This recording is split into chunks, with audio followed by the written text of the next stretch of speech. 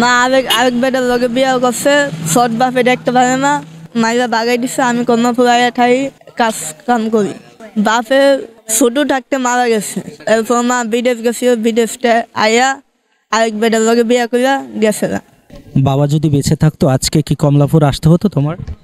না, বাবার প্রতি বাইশে থাকতো তো লেখাপড়া করতাম, আবার মাটা ফট বেতাম, বাবা আদর বাবা বেতাম, ঘুরতাম। আজকে বাবা নেই, বেশি জীবনটা নষ্ট হয়ে গেল। বাবার কোন স্মৃতিগুলান বেশি মনে পড়ে তোমার?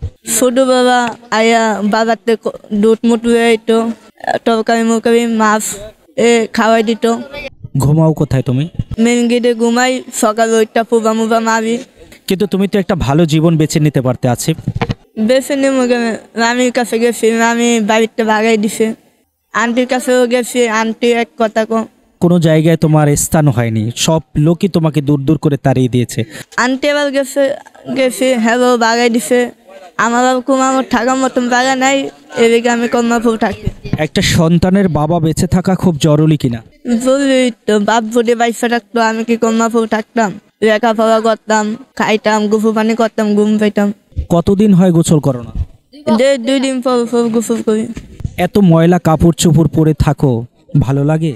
কি করবো, আর বাপ বাইসা নাই, কাপড় চোপড় কিনা খেয়ে দিব। যখনকার রাস্তায় দেখো বাবা তার সন্তানদেরকে হাত ধরে স্কুলে নিয়ে যাচ্ছে, মার্কেটে যাচ্ছে, এই দৃশ্য দেখার পরে কেমন লাগে তোমার কাছে? আমিও মনে করি বাপ যদি বাইসা থাকতো আমিও স্কুলে পড়তাম, নাইতে মাদ্রাসাত পড়তাম, বাবার হাত ধরে মার্কেটে যাইতাম, নাইতে হোটেলে যাইতাম। বাবা যে বেঁচে নেই, কি কি অভাব মনে হয় তোমার কাছে? মনে হয় বাপ যদি বাইসা থাকতো বলবো এরকম আমি একটা চাকরি মুক্তি বেড়ে দিত, কম আমার কাজ মুজ করতাম, এটাও দিত। আমার তো আর করার মতন কিছু নাই। তোমরা যে কমলাপুর রেল স্টেশনে থাকো, এই মানুষগুলো তোমাদেরকে কোন চোখে দেখে? না, এরকম মানুষ কোন ভালো চোখে দেয় না।